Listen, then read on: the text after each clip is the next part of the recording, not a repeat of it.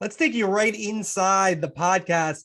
John's out in LA. He's gone totally Hollywood at the All-Star game, the home run derby. He's soaking in the sun, I think.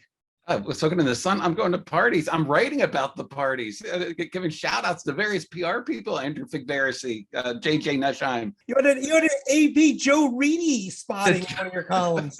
Oh my. Don't worry, Andrew. Next week, I'm going to be back.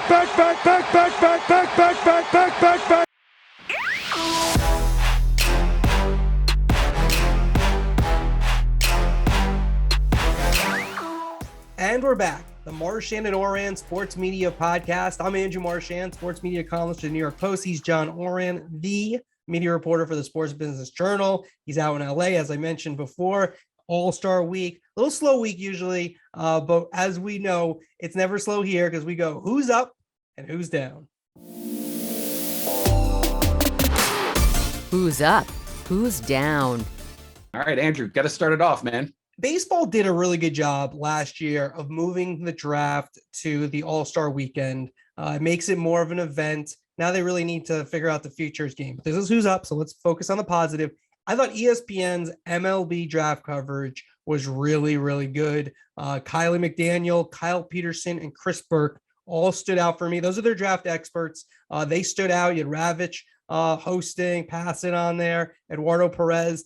And I felt it was informative. And the thing I liked about it, they didn't tell me every guy was going to be great. Now, they didn't kill, kids' dreams. Like they just get drafted and they're like, this guy stinks. They didn't do that. But they told me why this guy went up, why this guy might have fallen. And I thought it was really good. It was entertaining. I got to be honest with you. The draft to me is entertaining than a lot of these games we get in 162. I know you got the Orioles this year, but I really enjoyed the draft. And it's a good way to introduce these young players that you're going to follow now as they go through the minor leagues and eventually for some of them, and a lot of them won't even make it, but for some of them making it to the majors. Yeah, what's unique about the MLB draft, as you know, people know the NFL players that are getting drafted, and they know the NBA players. You're drafting some high school kids and some baseball stars that stars in college that people don't really know. So it makes it a lot more difficult to relate to the fans. Except this year you had Matt Holliday's son. Where's he going, Andrew? Where's he going? The up-and-coming Orioles.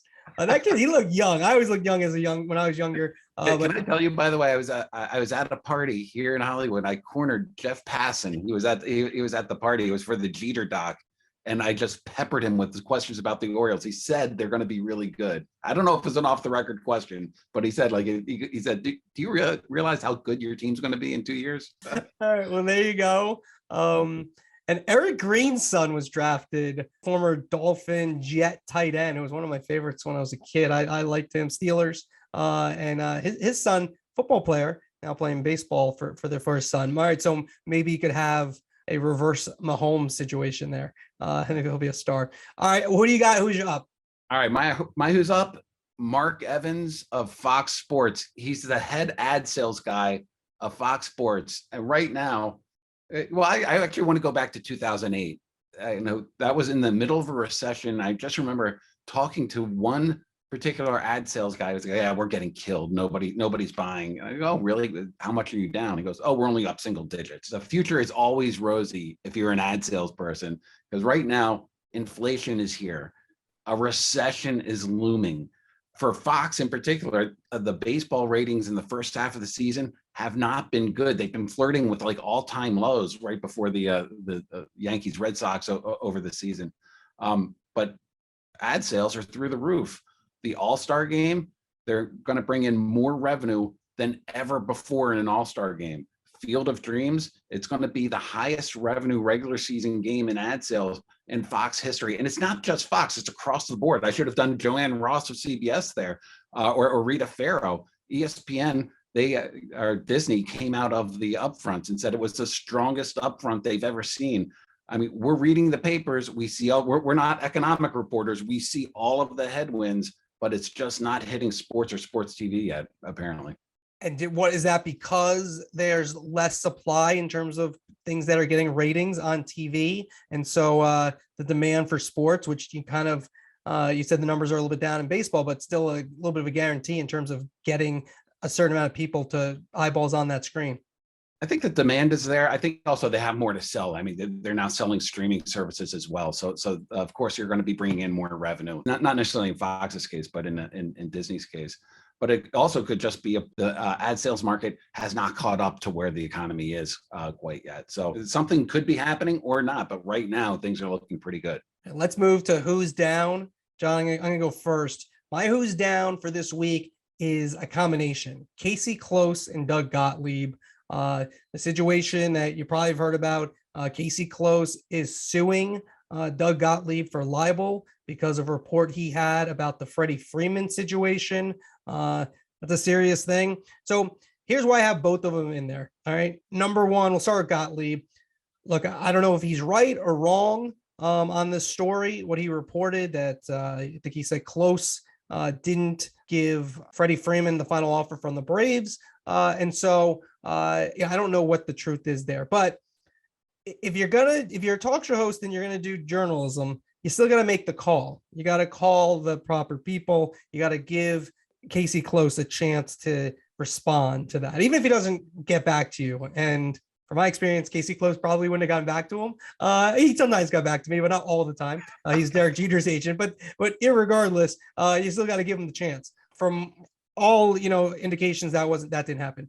Casey Close, on the other hand, now look, I can understand you feel like you're wronged. You want to right a wrong in your estimation, but Freddie Freeman, he wrote that it's a fluid situation in terms of his agents. So he didn't seem to be pleased with it. And then in the filing, Casey Close is saying that he should be considered a private citizen, which is very different than if he's a public figure in terms of the proof of libel. I don't really see it. I'm not a lawyer, and a jury, maybe if it gets to a jury trial, maybe they'll see it that way. But he's one of the most successful agents for a long time. He was even a producer on this Jeter documentary.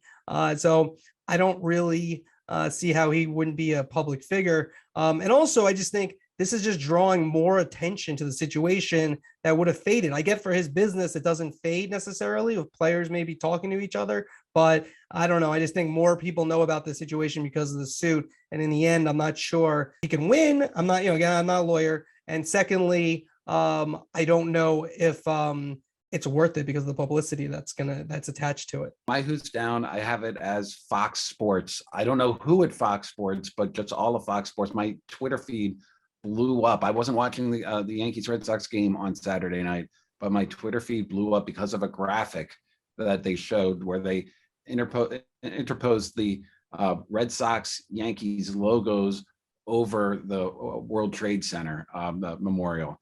It took Fox a little while to, it happened at night. It took Fox a little while to apologize. They came with a full-throated apology. And it was obviously something that they didn't want to do. It was obviously a mistake. I don't know whether it was an intern that sort of overstepped or a couple of experienced people, but it had to go through several sets of eyes.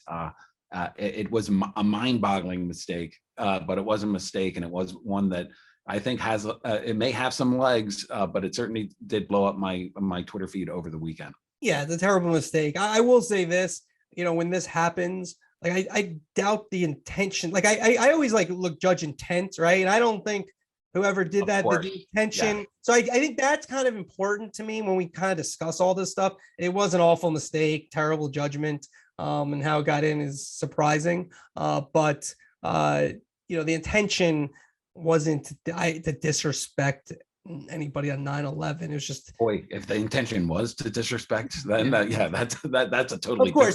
So my point is that terrible mistake, but not the intention, of course. All right, Andrew, let's move to the topics. Topic one, you had this in your New York Post Plus newsletter, Apple and Sunday Ticket. Walk us through your column. So I think what we're going to have, and I've said this before on the podcast, but I went further and deeper into it on Monday in my newsletter that comes out Monday mornings. There's going to be Apple or Amazon. We both believe that is going to be the partner for Sunday Ticket for the NFL.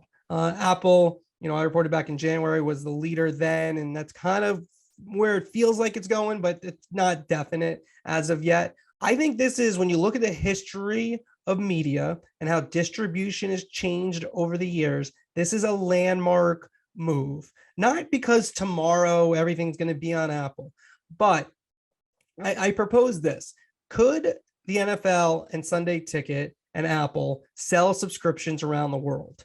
That's what Apple is doing with the MLS. And that's why kind of that might make sense and might work when you think about all the pockets you can get to when you have foreign players playing on US soil, and you can sell in Argentina and everywhere. You can sell these subscriptions, and there's no place you can't sell them. The NFL possibly could do that with Sunday Ticket in market and then out of market. And if that distribution system really works, 10 years down the line, when things are changing, I don't know if the NFL would ever fully go to it in the near term, but could it go there? And especially the other thing is to consider the relationship that either the NFL will have with Apple. They already have one with Amazon, of course, with Thursday Night Football. But I do think this is a deal that we can look back in 10 to 15 years and say, wow, that was really the most important deal that was made in this next iteration of sports media and how we consume our games. So you think the internationalization of the Sunday Ticket is what's going to be driving this deal? Well, I'm not saying that's going to. I think that could be. I'm not. Again, they have something called Game Pass that they do sell internationally. I just think if you look what Apple did with MLS, and it was very important for them to have the rights around the world. Well, they have the rights to everything. They have the local rights, the international rights, the national rights. Exactly. So, look, I just think that when you look at distribution, like I went through the history of distribution, and I won't bore everyone with that, going back through everything, but the NFL dipped their toe in, what was it, 87 with ESPN and Turner putting games on the NFL games on there.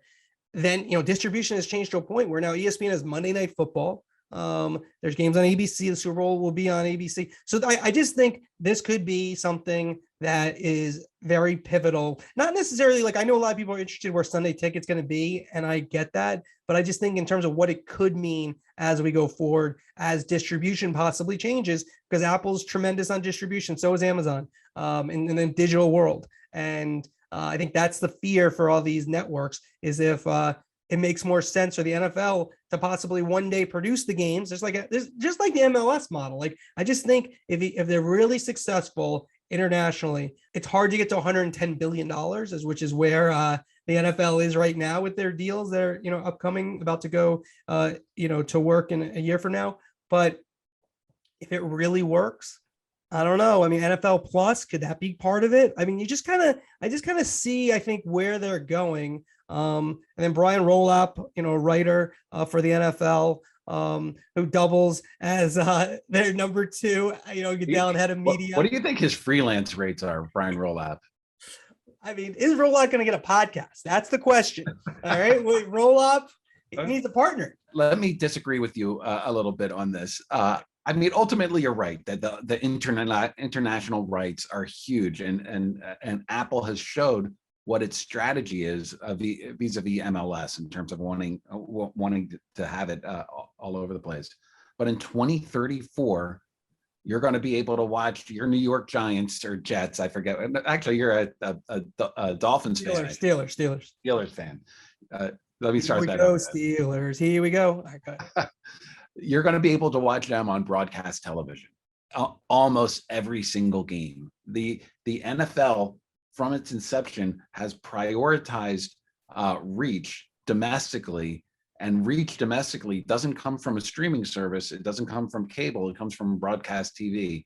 And so I think that this is I do think it's an important deal, but I don't think it's a deal that's going to cause the NFL to all of a sudden switch and say, oh my God, we got to go to streaming. They have wanted for as long as they've had TV deals to reach the biggest audiences, and that just comes from broadcast television. And their most recent deal, the $110 billion, almost every game is on broadcast television, including those Amazon games, which are going to be broadcast locally on the local affiliates. Yeah, I'm going to do one of yours. I'm going to agree and disagree. So I'm not, like, first off, you seem to know what's going to happen in 2034 better than most. Okay, that's a long way off. All right, who even knows who's going to own all these networks by then? How much are people going to have to pay for this podcast in 2034? for, do you think? Hopefully a lot. We'll probably be in doing it through the App Store. So you look at it, and yeah, I think you're right. Like if I were betting, I don't think it changes. There's probably CBS, Fox, but we're going to. It's now it's going to overdrive, right? We talked about ESPN, going direct to consumer with the mothership within the next 5 years. You say no, I say yes. Now it's about a little more than 4 years that's going to happen, in my opinion. Things are going to change, and they're going to change kind of quickly. Like, where will Amazon Thursday night, we both kind of expect, I think, those numbers to be down as compared to what Fox and NFL Network were doing in previous years, just because they're on Amazon, people finding it, you have to pay for it. Can we come up with a stronger word than both expect? Like, those numbers are going to be down. They're going to be down. There you go. All right. Hard. All right. I like to let things play out, but John says they will be down. Okay. So they're going to be down, but 10 years from now, will people have figured it out? I think that's very possible, where Amazon's number by the end of this deal look a little bit more similar to what ESPN does, or gets closer, just as there's a difference between cable and broadcast, that there's a, streaming and cable, that maybe that gap, it becomes a little bit smaller as we go forward. So it might not be this deal. Maybe it's 20 years down the road. Again, I get it. I'm saying something that's way down will be old people by then, but I just think this is an important deal for where things are going. Here's another point that I want to make, and it's about Sunday Ticket and the NFL. They just came off of one of the greatest deals that I've ever covered. I mean, $110 billion worth of media rights deals, an incredible deal that they signed. And there's been a lot of froth around the Sunday Ticket deal. Like, they've ginned up to where, they have Amazon going against Apple, with Disney as an outlier. And there's this great competition to get the Sunday Ticket rights. They expected the Sunday Ticket rights to be completed by Super Bowl. We're in mid-July now. 2 years ago, DirecTV tried to get out. They had an out, and they tried to get out. And the NFL shops the Sunday Ticket rights 2 years ago and didn't find any buyers. They decided to take the media assets and sort of put them together to try to create some. I mean, the NFL has never had a package of media rights go backwards. I'm not suggesting that's going to happen with Sunday Ticket, but I just think that there are certain red flags that I'm seeing around the Sunday Ticket and what's going on, and the amount of time it's taking to come to completion that is making me arch my eyebrows. And also, the other thing is, about my point is, it has to work. Right? We can talk about this distribution and it has to work, and does it work, and do they sell enough to justify the billions they're going to pay?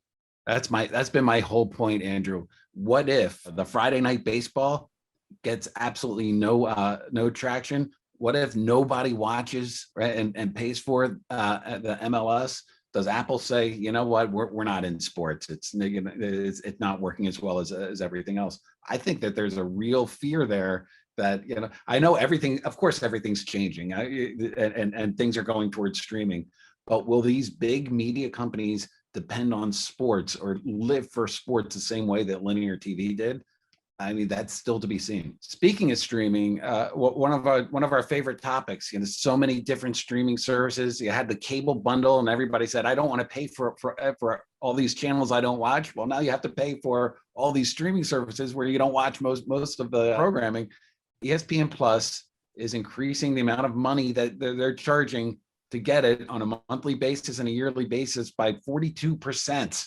It's going from $6.99 a month to $9.99 a month, or $69 a year to $99 a year. Something that I think was expected.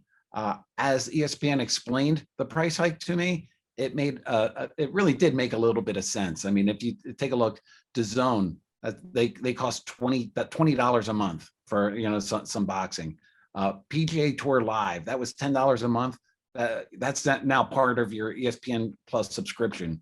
NHL TV, that was $25 a month. That's all part of the subscription. So there's a lot of content in there that on its own costs a lot more than ESPN Plus did. but still raising the price by that much, it just kind of it's almost a shock to the system. John, you went like 3 for 3. You hit every one of ESPN's talking.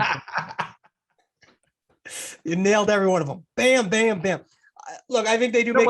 Honestly, when spin works, I thought. Well, look, they anticipated. They had good spin. It makes sense. No, what you said is 100%. And no, that's good. I'm just giving you a hard time. But here's the thing: they're obviously trying to push people to the bundle with Disney Plus and Hulu, which is what, $14.99 or $13.99, in that range. So just for a little bit more, you get this, so that's what they want. They want to create their own bundle. It's obvious. You got sports, you got entertainment, you got TV. With those three things, that's where they're trying to get you to go. Here's another factor, though.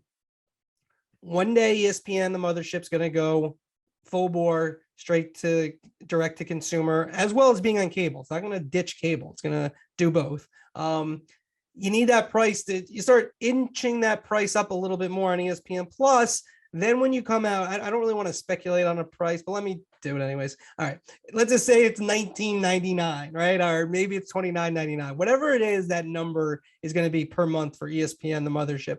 You're kind of getting it a little bit closer, right? When you go to $9.99. And so I do think that's a little bit part of this, in the back of their minds that, eventually they're going to go mothership, and you can be able to get everything from ESPN via streaming. And so this brings that price a little bit closer to where it needs to be for that, because they talked about the NHL rights and La Liga rights and golf rights, why they brought up the plus price. Well, now you're going to have NFL rights, you're going to have MLB rights, you're going to have everything, which there are some streaming components already, but now they're all going to be available there. And so that's going to jack up the price as well. So I think that's in preparation for what we've talked about a lot with ESPN going direct to consumer within the next 5 years. It's all about testing to see what the consumers are going to pay for. I know the Bally Sports Plus that we haven't talked about a ton.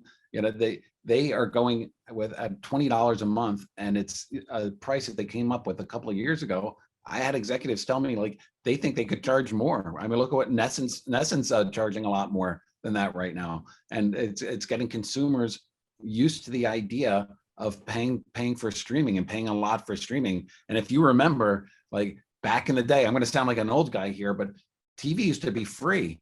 And then all of a sudden we had to pay for cable, and you had to pay for cable. And it took a lot to convince people that you would pay for something that, why would I pay for TV video? Well, they made it, so first off, this is sticky content. Some of this stuff people would pay almost anything for, right? Like if you're a La Liga fan or an NHL fan, you want every game, you almost pay almost anything. Certain fans, do the masses pay for all that? No, but certain fans. So you have that, and they'll see what their churn is when this happens. But I think there's a stickiness to sports. I mean, that's the appeal. That's why we talked about the advertising at the beginning of the show. And then you look at it with something like this, there's a stickiness where people want all their golf, and they're going to pay almost anything for that. And so ESPN and Disney, they know that, and that's where the value is. And they're paying obviously billions of dollars for all this programming. So that's something to watch to see where that price goes even further. Let's move next now to the Big Ten. We have Live Golf on the menu, but let's just go Big Ten because it's kind of in the same realm of what we're talking about. Look, I think the next move we're probably going to see is maybe an Oregon goes to the Big Ten.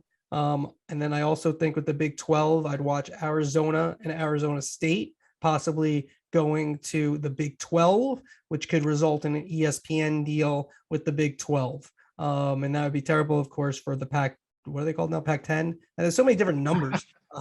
So soon to be the Pac-6, right? Yeah, exactly. It was reported that the Pac-10 and the Big 12 couldn't come to an agreement. That didn't really make sense. However you looked at it in terms of this is all about media and TV money, and just combining those two. I mean, yeah, in theory you're stronger, but you're splitting the pie more ways with some teams that aren't as attractive. That's what I think, the Big 12, I'd watch them, are they able to pull an Arizona State from the Pac-10, and then maybe an ESPN deal ensues. My eyes are on Notre Dame, and I think everything is going to be pretty serene until Notre Dame makes a move. Dennis Dodds of CBS, he reported that Notre Dame is considering $75 million per year from NBC as part of a new contract, which would triple what NBC is currently paying it. And that would keep Notre Dame independent. Notre Dame may decide to go to the Big Ten. I'm telling you right now, $75 million, that to me sounds like a bargain, Andrew. I mean, if you look at a Notre Dame game, $10 million a game, like that's a pretty attractive price. I could see them getting a lot more than that. Yeah, I was going to ask you that. You answered the question before I could ask you what you thought of that. Yeah, because my initial response when I saw that number was like, that feels a little light. Like I almost tweeted, and I'm like, let me do a little more research before I possibly don't sound smart here. But yeah, that seemed light to me, because isn't the thought that the Big Ten teams are going to get about $200 million plus per university? I always call them franchises. Well, Andrew, a good comp is the SEC's deal, right? It left CBS for ESPN for $300 million annually. That's for the first pick of football games, 15 football games, 8 men's basketball games. I mean, you would think that a Notre Dame game would be pretty much at that. And that's, an average of about $20 million for 15 top shelf games. So it's, Michael Smith of SBJ was the one that crunched those numbers for me. And it's hard to look at those and say like, Notre Dame wouldn't get that. Something that's similar to that. I gotta just point out how Hollywood John Oren, he's like, Michael Smith crunched those numbers for me. Like Michael Smith's not a colleague, like he works for you. Did it come across like that? I got, hey, Smith, can you get these numbers for me? I'm out here. I'm gonna. All right, can I amend that right now? Michael Smith actually emailed me and said like, hey, does this sound right? All right, well, it was his idea. It was his numbers. I didn't want to take credit for it. All right, well, we're keeping the whole thing in. Hollywood Orient, just making Smith go do his numbers for him. Like, I don't have time for this. I'm going to the beach. All right, let's move on. Next topic, Live Golf. I had the story this week. David Faraday, he's leaving NBC. They parted ways. He's going to Live Golf. Could be the first of a few moves, possibly. Charles Barkley has talked about that he's going to meet with Live Golf shortly. I expect that to happen this week. And so we'll see where that ends up. What was your impression with that? They have David Hill running it, and a lot of David Hill's old Fox Sports counterparts. From a production standpoint, they have really big names and a lot of behind the camera talent running it. So if you're somebody like Faraday, everybody understands the Saudi aspect of Live Golf and why it would be hard to get into bed with those folks. But it's a lot easier to say yes to somebody like David Hill, or it's a lot easier to say yes to the people that he's with. Yeah, Gary McCord, I'd heard months ago, and I looked into it, and I was told no.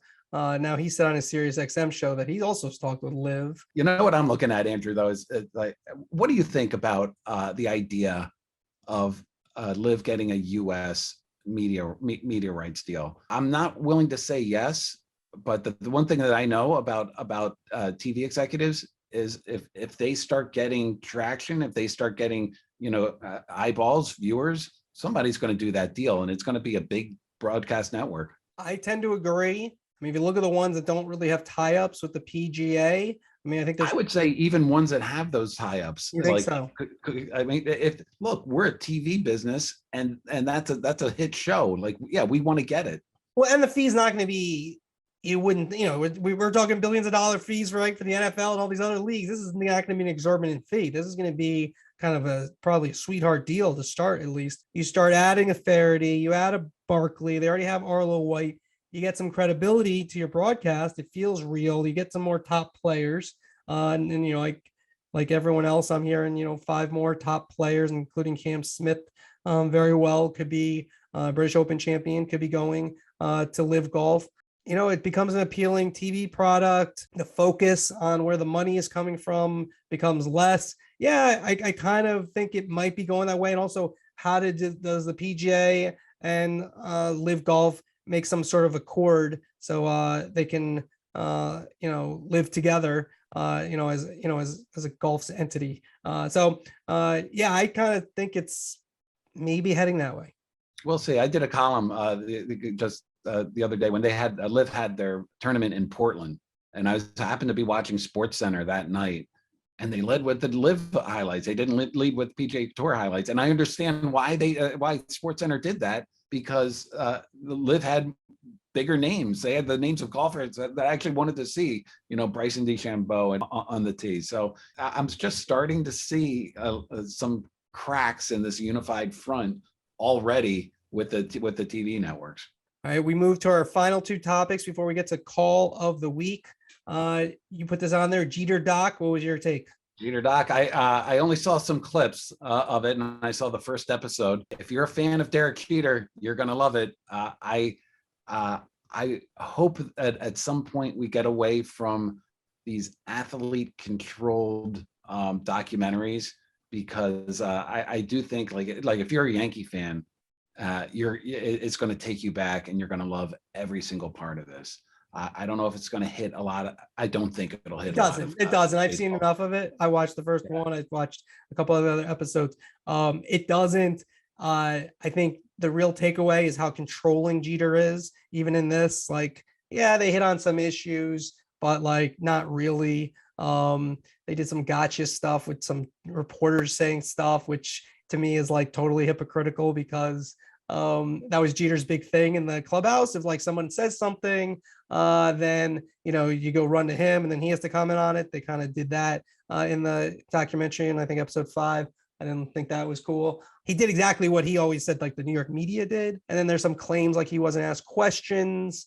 But Jeter, even in the documentary, said that he would just shut down all types of questions. It's very positive towards Derek Jeter. Players Tribune, KC Close, MLB. Those are all part of the producer. The producers of the documentary are all Yankee fans. Jimmy Pitaro, the chairman of ESPN, is a Yankee fan. It's all. So look, if you're a Yankee fan, you're probably gonna like it. If you're not you're gonna love. By the way, if you're a Yankee fan, you're gonna love it. Totally love it. If you're not a Yankee fan, or you want more of like is this gonna be the unvarnished Jeter, things we didn't know about? I don't think you get that. The Last Dance had so many different characters and like so many different stories between Rodman and Pippen, the Krause element. Jeter just doesn't have that. I mean, it's fine. In some ways, it's a credit to Jeter, but he's more tepid. He wasn't willing to, like, Jordan was such a great, like, top character in that, because he was just like, yeah, like, screw you, I'm the best, let's go. And like, just like Jeter's not like that. He's like, I didn't want to give you a quote. And even in there, he doesn't really want to go too deep into issues. Jordan really let his personality come out in his, but even he controlled part of that. The Last Dance. Give me the OJ doc, man. I like it. If I want to see something like that. That was like one of the greatest sports documentaries, probably number one on my list that I've seen. There was no influence on it, and it just told a really good story about society, about the athlete, about all the supporting characters. Well, and this Jeter does try to, and there were very interesting things about his childhood. For someone I covered him, things that he never really went into, as far as I know. Maybe before I really covered it, maybe there were stories like when he was younger about it. But that was very enlightening and interesting about that. But the thing is about it, though, like there's like a thing about it, like kind of that. Like Jeter didn't, like, he chose not to talk about these things, like, which is fine. That was totally his choice. He wanted to focus on the game and the team and winning. But he chose that. I am waiting to see an Andrew Marchand cameo in there. Is there going to be one? I don't know. You covered maybe. The team. I was on there enough where you'd think maybe, but I see a lot of my friends in there. Yeah, maybe that would be a huge highlight. All right, last topic. We have Tom Brady. Why'd you put him on the rundown? Tom Brady did an interview with Variety, talked about he didn't want to do, he told Fox executives at first that he didn't want to be in the broadcast booth. He admitted something I reported earlier, that he had talks with ESPN. I do think he could have gotten about 15 to 20 million from ESPN. He would have done some studio stuff, no games. They don't have any more game spots, right? They have enough game people, the quarterbacks. But I could see maybe a TV 12, maybe some tie-ins with Disney, perhaps, and then do documentaries. But he went with Fox. Yeah, I don't know. There's kind of a feeling maybe this is it for Tom Brady, and he'll be there in the booth next year. We're talking about Brady entering the booth next year at this time. All right. Well, let's get right into our call of the week. Call of the week. Andrew, I've been on the road. I haven't been able to watch too much this week, so I'm going to make our call of the week. We got such great reaction off of your Twitter game. Let's listen to that. Throw me one. Throw me one right now. Go to Stefania Bell. Stefania Bell. I'm going to say 470,000. I think less. I'm going to go Stefania Bell. I want to say 272. Gotta look it up. Hold on. All right, we're going to look it up. This is real time. Stefania Bell. All right, here we go. Stefania Bell. 302,000. I'm telling you, this is my only skill. I said wow. That is impressive. I've been way off on both. It's my only skill, honestly. Andrew, I got a Twitter DM from Keith Woodward. He's a pod listener, and he suggested that we do the Twitter game every week. The Twitter 3. He wants to quiz you every week. Too much pressure, Keith. I can't live up to this. All right. And by the way, before we had a podcast, I once did this on Jimmy Traina's podcast. So this isn't something I've done this before and actually was successful. I don't know. Traina's gonna have to pick up the archives to find. All right. You know what? For this week though, I'm going to give you the Twitter 3. Okay. All right, fresh off the Open Championship at St. Andrews. Thank you, Keith Woodward. Mike Tirico. Mike Tirico. Not a high number, I don't think. Not a big tweeter. Mike Tirico, I'm going to go 172,000. Now he said, should I look this up? I should actually have it. He said it was 550, but I don't. Oh, well, I could be wrong. If I'm way off, I'm way off. Oh, Andrew, $550,000. I said less than $1 million, but 550,000 Twitter followers. That's not good enough. I did say less than $1 million, not a big tweeter, but 550,000 shows you the enormity of who he is, because that's a big number. Let's do again from Keith, the voice of the home run derby, Carl Ravitch. Carl Ravitch.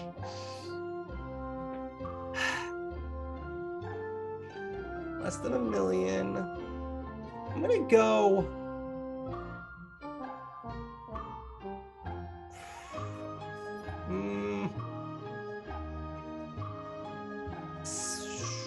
$475,000. Yeah, I would have done over $1 million. 216,000 followers. Oh, that's tough. All right. I'm in the ballpark, but still not good enough. All right, last one. I'm going to give it to you. He's going to be at the ESPYs. Dick Vitale. Dickie V is over $1 million. Dickie V is at, I'm going to go 1.4 million. All right, I need to look this one up. So give me a second. Get the Jeopardy theme going. Dickie V is at 948,800 followers. I was at 1.4. So I was in the ballpark. Good enough. You're close enough. That's close enough. I would add him. Not good enough. My reputation has been sullied by this, but we had fun with it. All right, take us out, Andrew. All right, that's going to do it. If you can give us the 5 stars, write a nice review, follow us wherever you find your podcasts, wherever you're listening to this. We're also on YouTube as well. We really appreciate it, and we'll see you next week. Thanks for joining us. Yeah, thanks for listening.